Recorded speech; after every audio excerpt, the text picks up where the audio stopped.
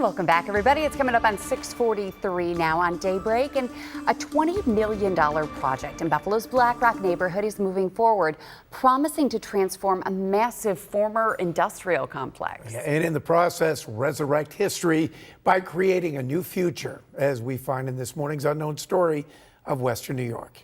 If you drive through Black Rock, you've probably seen this building or maybe even skated in it.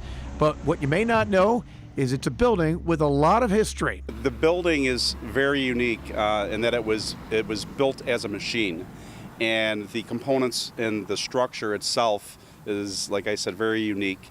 Not a traditional building with floors and windows and things of that nature.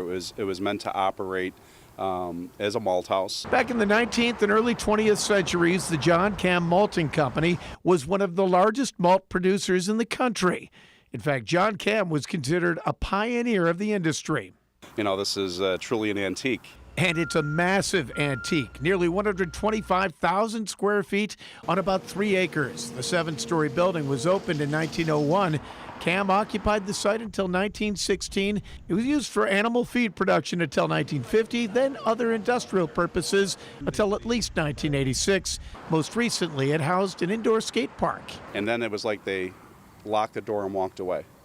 So it was pretty much intact. But now developer Fred LaFaso sees a bright new future. His plans call for 80 apartments and a variety of retail, including one that would resurrect its past. So we're talking with the brewery right now. We'd like to have some sort of beer component in here because it was a malt house.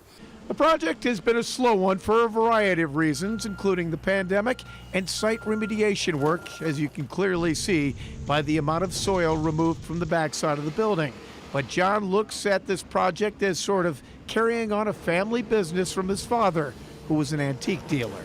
I've learned so much from my father throughout the years as far as restoring antiques and cleaning them. He always said you don't want to shine them and make them look like new. You want to maintain the patina of it. And that's what we're trying to do here, maintain the original character of the building. And there's plenty of character remaining, remnants of its glory years when it was the largest pneumatic drum malting system in Buffalo and the biggest malt house on earth, turning out about 2 million bushels a year. From the steeping floor to the kiln room, right up to the 3 levels of louvered drying floors, which would allow the barley to drop down and continue the process. A lot of that history is still here. This combination of preserving the past while building a new future is something that comes from LaFaso's heart. It's truly a passion. You need to really have a passion for it. It's not for the faint of heart, I'll say that. So many times you want to walk away and you do it for the love of it.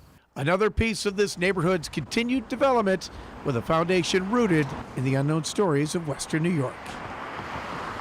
Quite the fixer-upper, though, huh? Oh, yeah, big project, $20 million worth. They're putting in 80 market-rate apartments in there, possibly some retail space, office space, a dog park and wash station for the community. And also, they're going to have 2 green roofs up top, so there'll be lawns on the roof with patio space. Oh, it sounds amazing. Yeah, so it's going to be pretty cool. Beer and dogs and history, it's right up your alley. They just need a hockey rink, right? Well, they did have an indoor skate park in there, which I used to take my son to all the time. So Sounds like home. yeah, exactly.